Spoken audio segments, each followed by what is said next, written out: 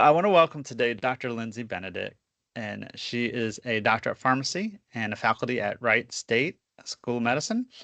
And she has a wealth of experience in the aging heart and medicines. And today I'm going to have her help us answer some questions about uh, the statins.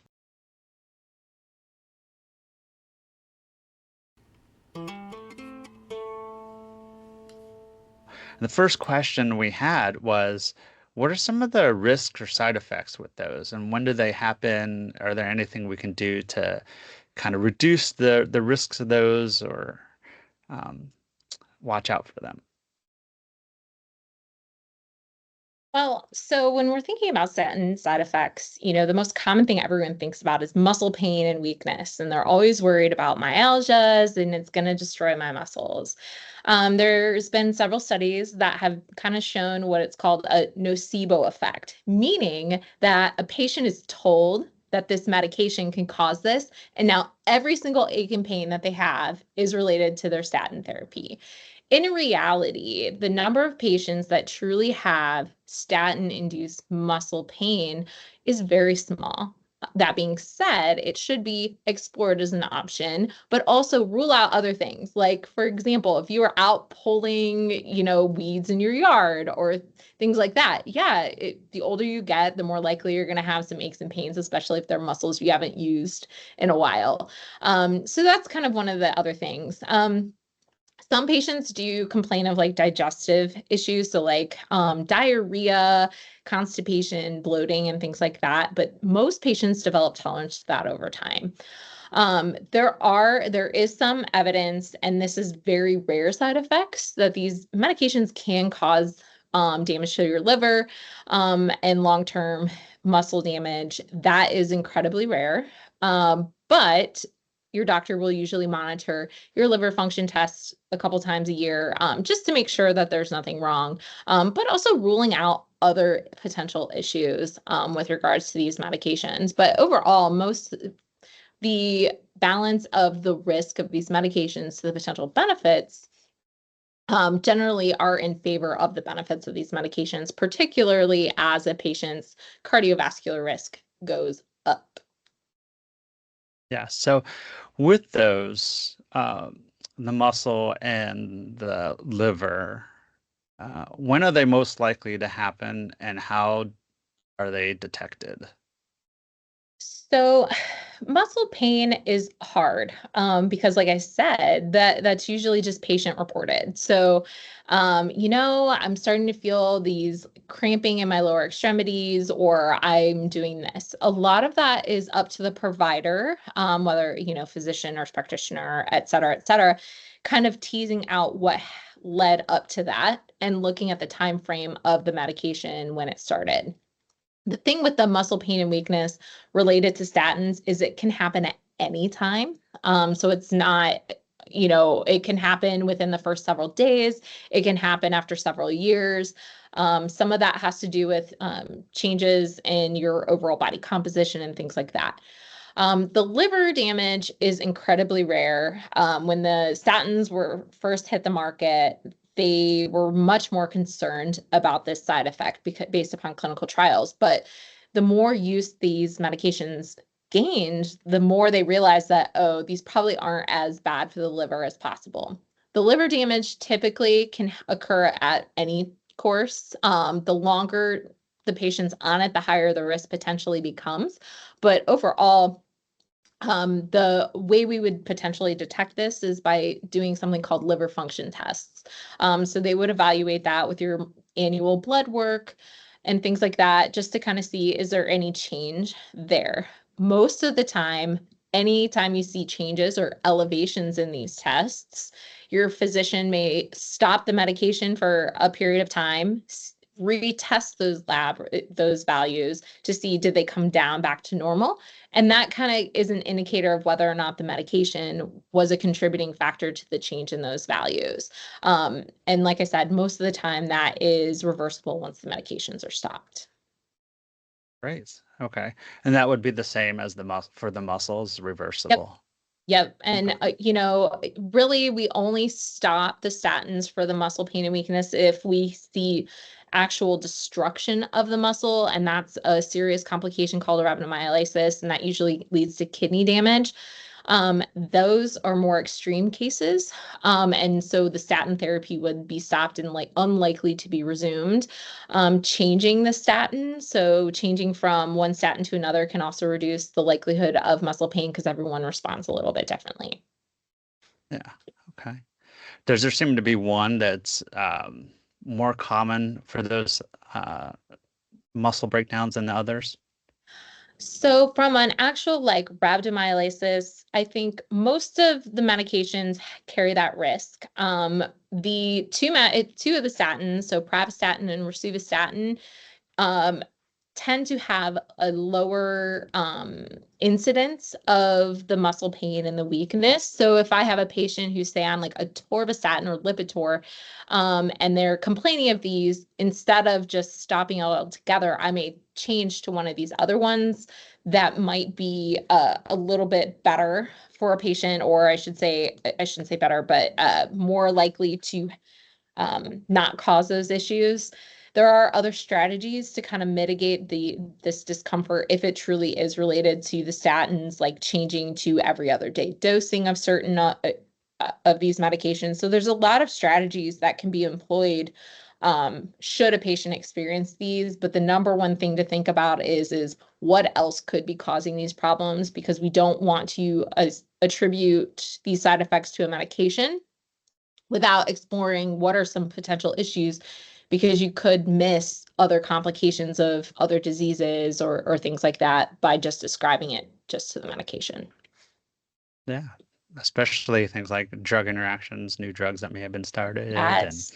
Yes, yeah. I feel like that's the number one culprit. When the patient starts having these challenges is, oh yeah, that's right. I took this medication. Antimicrobials kind of mess this up quite often. Antivirals or Mm, medications for fungal infections. I feel like it comes up a lot. yeah. Yeah. It's definitely complex to use medications, but with just kind of by way of reminder, because so many people, hundreds of thousands, millions, I don't know, and for decades, right? Like these are not new drugs. So there's lots of experience. Just by way of reminder, because we've talked about the safety part, like why, what benefit is this medication for people? Oh my goodness. This is one of the biggest, I'm one of the biggest advocates for statin therapies in patients, especially with cardiovascular risk.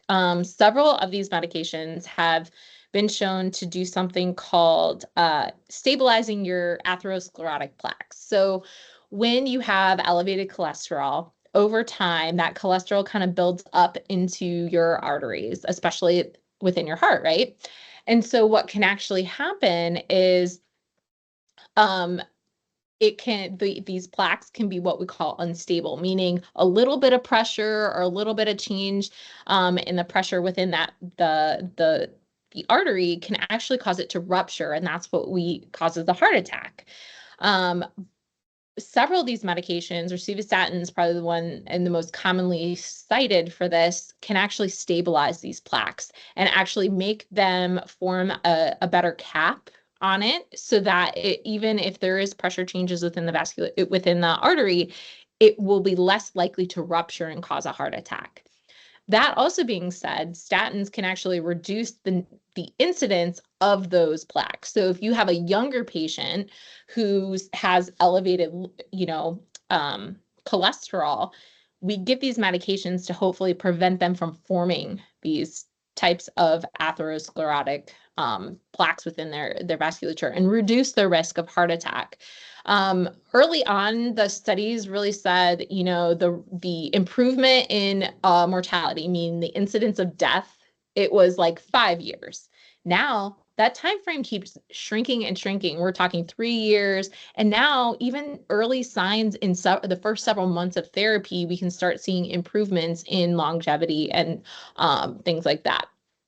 So these medications have been proven time and time again in anybody with any type of vascular disease. So we're talking patients who have, coronary artery disease, who've had a heart attack before, someone who's had a stroke, peripheral vascular disease, or patients just at risk for complications. So like, say, for example, diabetes or hypertension. All of these factors go into how we determine how much benefit a patient's going to gain, and what our lipid goals or cholesterol goals would be. But the long-term benefits, and even in some patients, the short-term benefits of these therapies has been proven over and over and over and over again.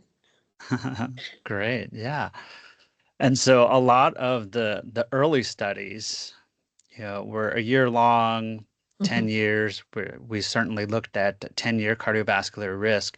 Are there any people who might benefit from or be candidates for stopping that down the road? Can you talk about what's commonly known as deprescribing? This I feel like is a common challenge, depending on which type of provider you're talking to. So I've had the privilege of working with cardiologists, general internists, family medicine, geriatricians, and every single one of the practitioners I work with has a different approach to deprescribing. Um, we all know deprescribing is very important. It improves quality of life, decreases risk for complications related to medication therapy, decreases pill burden, costs, et cetera, et cetera. With statins, it does become complicated because there are some patients. So, say, for example, I had a patient that had a heart attack in the past. I am much less likely. I know that this statin will keep their heart and keep them healthy much, much longer. There's tons of proven benefit.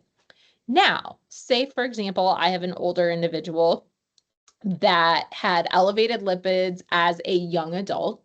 Okay. They were started on a statin. They have no coronary vascular disease. They've never had a stroke. They don't have diabetes. Their hypertension is well controlled or don't have it at all. If those are the patients that I think of first when I want to stop a statin, because at that point, I'm then going to look at, like, where are your lipids now? And then we may stop therapy and check their lipids in, like 8 weeks and kind of see where they're at.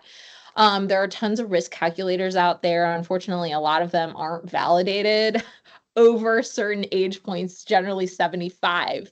But that doesn't mean we can't use that as a marker to say, what is this patient's risk of having a heart attack, and would they truly benefit based upon the current evidence that we have? So this does become a delicate balance of what is their actual risk of having a cardiovascular event, like a heart attack, versus how much benefit are they actually gaining from this drug. So you have to kind of look at both sides, and the risk benefit will change over time for a lot of patients. And so for me, I really this is something we struggle in our practice every day of, well, they have vascular dementia or they have dementia. We think it might be vascular type, so the statin will help. But then we're like, well, their only risk factor is hypertension. Is this really going to be benefit? So sometimes it takes several months before somebody kind of comes to the conclusion that yes, it can go at this point. Um, what would you recommend to people who feel like they're taking um, they're kind of questioning their cholesterol? How would they bring that up with their providers? So I usually, in our clinic, it's a little different because I'm there, and that's part of my role is to say, what questions or concerns do you have about your medications? But the big thing is, if you're going for your annual visit, if you're going just for another type of visit and you have a concern, it's very it's reasonable to say, I've been on this, statin for 20 years. And is there ever a point that you feel it would be comfortable for me to stop? And just posing the question. One of the components of training, being in a medical school, I get to see young, new, fresh, like, ready to be physicians. And one of the things that I spend time teaching them is there's a time and a place for every med. but there's also a moment in time where any med should be stopped.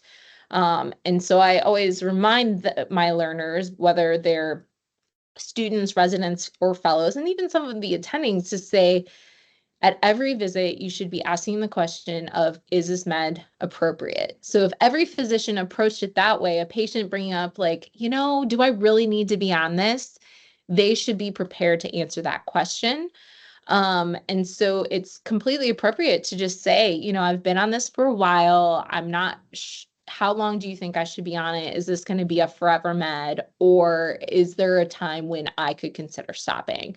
And hopefully, I would hope your physician would be open to that.